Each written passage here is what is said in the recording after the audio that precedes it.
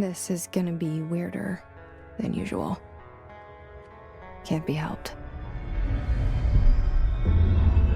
You called me. So here I am. If you have ever taken acid, Control will be a familiar experience. It'll also be familiar if you're a fan of Metroidvania-styled games. Now, I do not recommend playing this game on acid, unless you have a spotter handy. It's a hell of a trip, though. Control takes place in the oldest house, a large skyscraper in New York that is the apex of otherworldly experiences. You take control of Jesse Faden, our newest and most badass female action hero yet, who has just become the new director of the Federal Bureau of Control. You become the director after the previous one blew his damn brains all over the place. So naturally you pick up his brain-drenched pistol, and after taking possession of the service weapon, Jesse begins to uncover the mysteries that push you as the player to dig deeper and uncover exactly what the fuck is going on in a game that is best described as Metroid meets Quantum Break as designed by Pink Floyd. If you are familiar with Remedy's previous games like Max Payne 1 and 2, Alan Wake, or the aforementioned Quantum Break, Control will seem familiar, but the story, while integral and expertly crafted, takes a backseat to player exploration, puzzle solving, and extremely frenetic and intense combat. If you thought that Alan Wake and Quantum Break were too heavy on story, this will bring you back to the glory days of the first two Max Payne games. The story is what really drives you to explore the oldest house, and it is one of Remedy's best and most intriguing plotlines. But that is due to the way the story is doled out. You will not be watching endless cutscenes. You will spend most of your time engaged in frantic gun battles, solving simple but fascinating puzzles, and in general, experiencing the wonderfully crafted world at your doorstep. Like all of Remedy's games, the writing is top-notch, and the mix of paranormal meets noir just butters my biscuit, while tickling my asshole in the most pleasant way possible. In many ways, I kept thinking Sin City had a baby with Alan Wake, and Pink Floyd provided the lubricant. Duty as director. Keep the Bureau.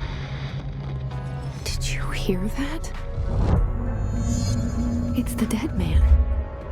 Right after the pyramid spoke to me, and it was just noise, and I understood every word. And this gun's alive. You know what? I'm happy. Happy to be here. Jessie is a wonderful lead, and definitely my new favorite heroine. The performance by Courtney Hope is what sells the entire story.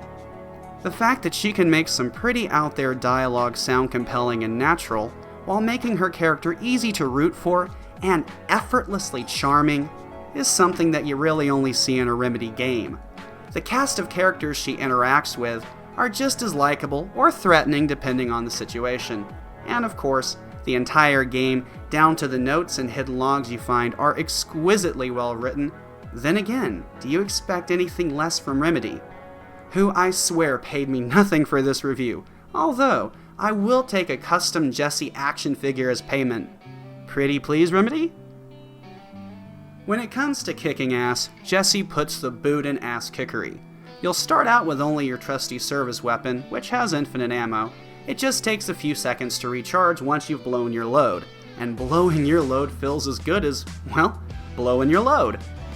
But it's not too long before you gain telekinetic powers and can throw large, heavy objects at anything that looks at you funny.